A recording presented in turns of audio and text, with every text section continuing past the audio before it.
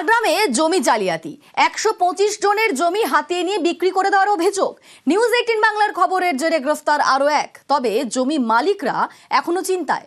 তাদের প্রশ্ন, দখল হয়ে যাওয়া জমি তারা ফিরে পাবেন কবে, কিভাবে?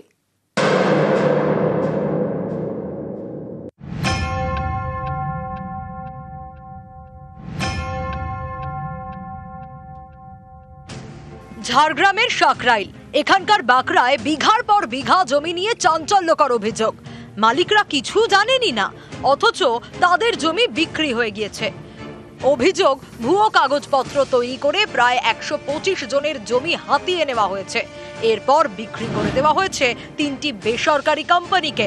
সম্প্রতি এই খবর দেখায় নিউজ 18 বাংলা, তারপরেই পদক্ষেপ। গত বুধবার রাতে ঝাড়গ্রামের চিরাকুটি থেকে গ্রেপ্তার করা হয় সুকরঞ্জন মাহাতো নামে এক ব্যক্তিকে। তার বিরুদ্ধে অভিযোগ, ভুয়ো নথি তৈরি করে জমি বিক্রি করেছেন। শনিবার রাতে পুলিশের জালে আরও একজন, নাম দেবাংশু পাহাড়ি, বাড়ি ঝাড়গ্রাম শহরের বাছুরডোবায়। অভিযোগ, জমির জাল নথি তৈরি করেছিলেন এই দেবাংশু।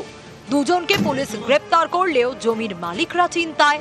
তাদের প্রশ্ন, দখল হয়ে যাওয়া জমি তারা ফিরে পাবেন কবে, কিভাবে?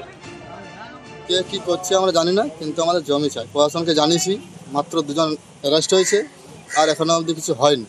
আমরা বেলারকে জানিয়েছি, আমরা ঝাড়গ্রাম রেজিস্ট্রি অফিসে জানিয়েছি, আমরা থানাতে জানিয়েছি। আমাদের প্রাইমারি স্কুলটা শুদ্ধ চলে গেছে। আমাদের ছেলেমেয়েরা পড়বে কোথায়? এই যে পুজোর মৌসুম, এখানে আমরা না খাটতে যেতে পারছি কোথাও, না কিছু করতে পারছি। আমাদের পুজোর সময় এখন বাড়িতে বসে থাকতে হচ্ছে আমাদের। এখন শোনা খবর যে 2 জন এইমাত্র অ্যারেস্ট হয়েছে।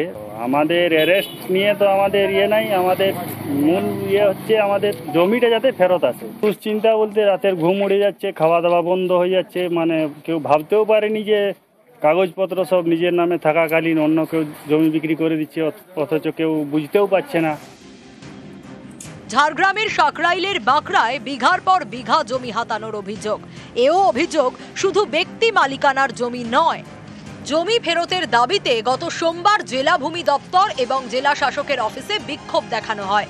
নিউজ 18 বাংলায় এই খবর দেখানোর পরেই পদক্ষেপ। জমি দখল করে বিক্রির অভিযোগে ধরপাকড় শুরু করে পুলিশ। খবরের জেরে ফের গ্রেপ্তার।